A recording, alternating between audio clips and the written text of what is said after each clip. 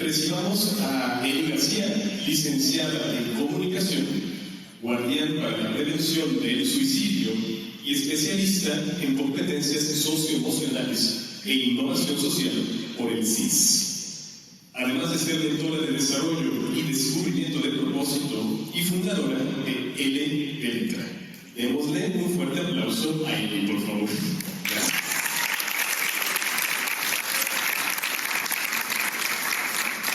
¿Qué si te digo que existe una manera de sentir lo que en algún punto se dijo sobre ti?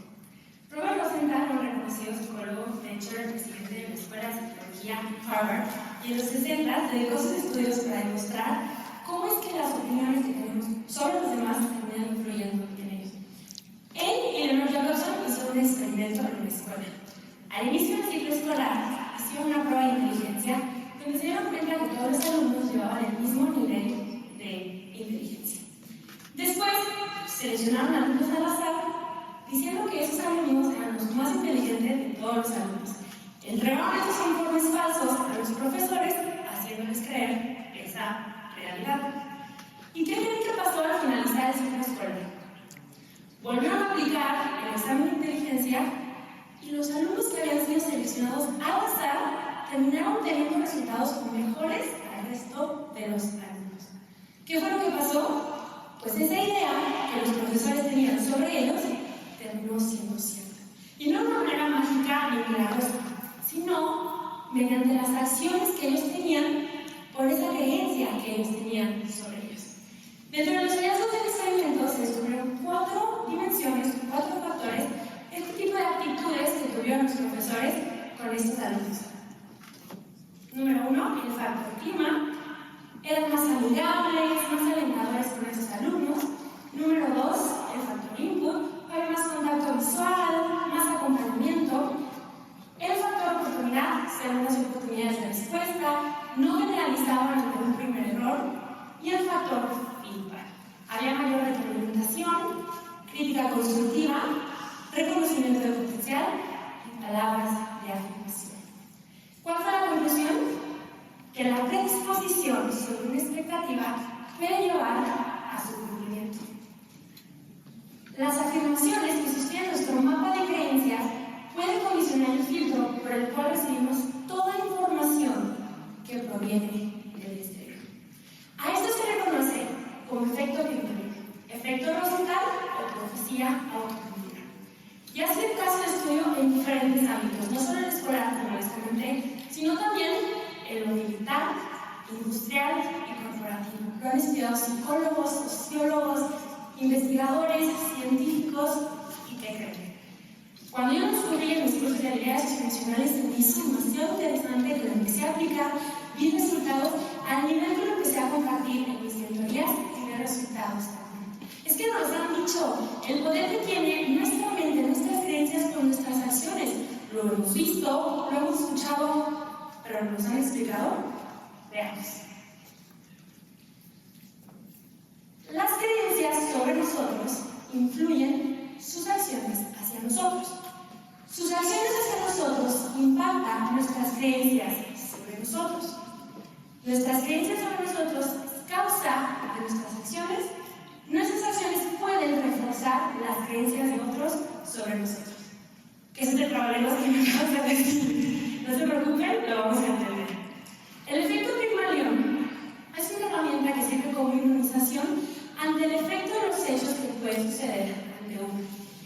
Sucede en todos los contextos sociales, pero a mí me encanta destacar su importancia en el ámbito docente y familiar con los niños. ¿Por qué? Porque es bien sabido que es una etapa de desarrollo donde su proceso de aprendizaje, aparte de incluir aspectos cognitivos, también influyen muchísimos aspectos relacionales y afectivos. Son más cambiables. Les cuento. El efecto Pygmalion se le conoce como efecto Golem cuando es negativo. Y les contaré este caso de Lucero. Lucero me contó que cuando ella estaba chica, le tocó leer frente a su salón. Y se empezó a poner muy nerviosa por la presión y la profesora le dijo: siéntate que ni sabes leer. Y esa pequeña frase le afectó por mucho tiempo. Ustedes se han recordado un momento en su vida que les dijeron algo y que se lo creyeron. Cada vez que ella se paraba a leer en público, dijo que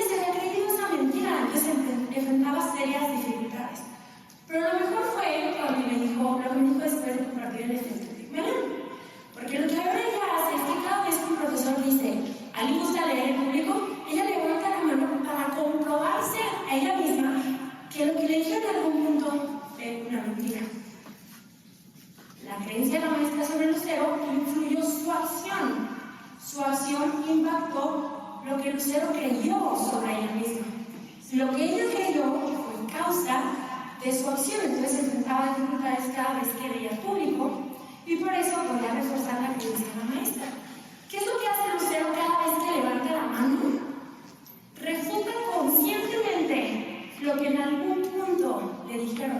Y eso es algo que podemos hacer todos nosotros.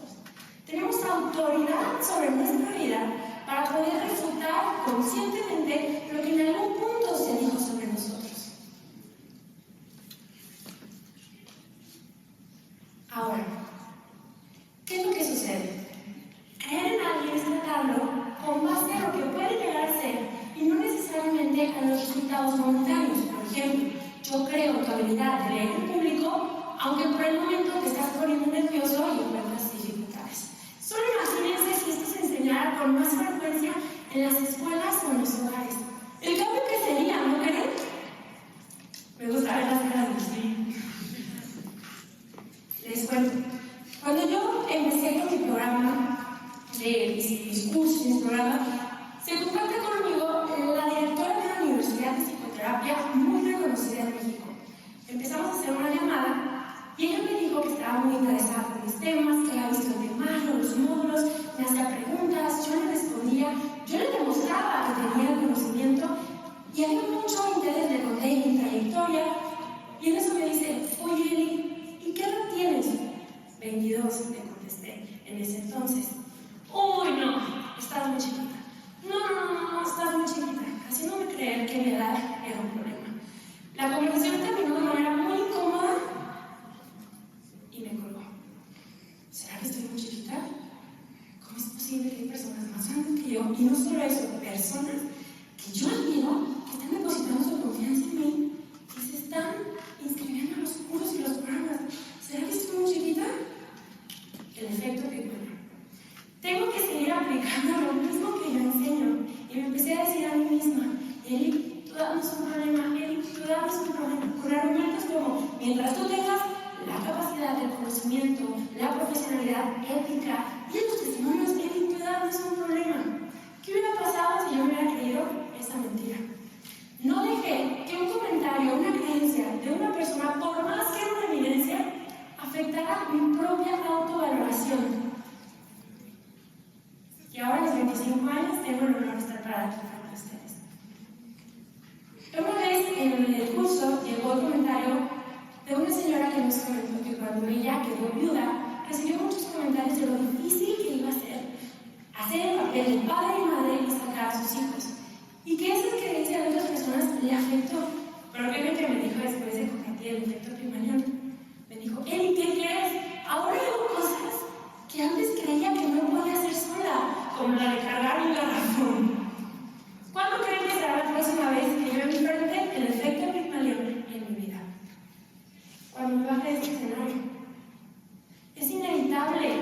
Vivimos rodeados bajo comentarios sobre nosotros, perspectivas sobre nosotros, juicios, prejuicios.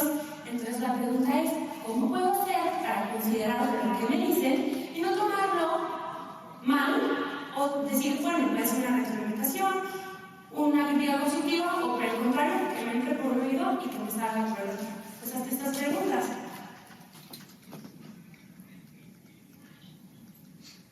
¿Por qué piensa eso? ¿Qué tan cierto es lo que me dice? ¿Será lo único que piensa eso? ¿O habrá más personas que opinan lo mismo? Tomando en cuenta lo que me dice y haciendo algo al respecto, ¿me ayudaría a ser mejor persona o no? ¿Con qué intención me lo dirá? Con esta respuesta sabrás qué hacer o qué no hacer. Que nada se interponga a tu fuerza interior. Reconozcamos el valor de nuestro diálogo interno. El efecto Pigmalión es como una herramienta de inmunización ante lo que pueden decir alrededor de nosotros. Cuando es el efecto negativo, puede ser un instrumento de protección. Cuando es el efecto Pigmalión positivo, puede ser un instrumento de aceleración. Y ahora la pregunta es, ¿cómo puedo hacer para fomentar el efecto Pigmalión en el área en la que me desarrollo? ¿Se acuerdan de las 4 dimensiones? Factor clima. Ser más amigable, más alentador. Factor input, mayor contacto visual, mayor acompañamiento, el cuidado de tu comunicación verbal y no verbal. Factor oportunidad, hacer unas oportunidades, analizamos un primer error, el factor feedback, crítica constructiva, palabras de afirmación y reconocimiento de potencial. Con el efecto Pigmalión se demuestra cómo es que nosotros como seres humanos podemos refutar o reforzar lo que se dice sobre nosotros. Muchas gracias.